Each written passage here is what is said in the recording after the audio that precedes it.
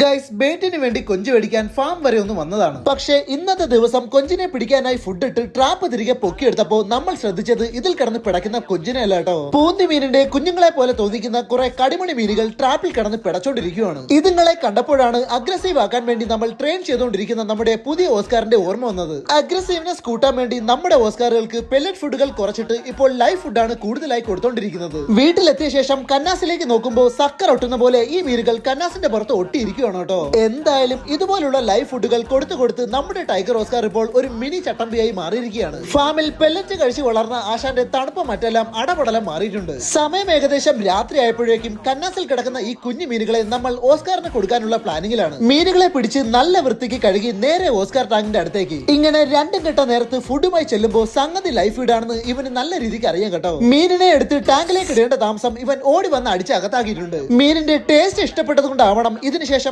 ആശാന്റെ കലിപ്പങ്ങാട്ട് തീരുന്നില്ല കേട്ടോ. ടാങ്കിന്റെ ഗ്ലാസ്സിലേക്ക് വിരൽ വെക്കുമ്പോൾ ആശാൻ ഓടി വന്ന് അതിലേക്ക് കടിക്കാനുള്ള പ്ലാനിങ്ങിലാണ്. ചെറിയ ലൈവ് ബൈറ്റുകൾ ഇട്ട് കൊടുക്കേണ്ട താമസം ആശാൻ ആൽബിനേക്കാളും മുന്നേ ഓടിച്ചെന്ന് അതിനെ സ്ട്രൈക്ക് ചെയ്തിരിക്കും. എന്തായാലും നമ്മുടെ ട്രെയിനിങ് കൊണ്ട് ആശാന് നല്ല രീതിക്കുള്ള മാറ്റങ്ങൾ കാണുന്നുണ്ട് കേട്ടോ.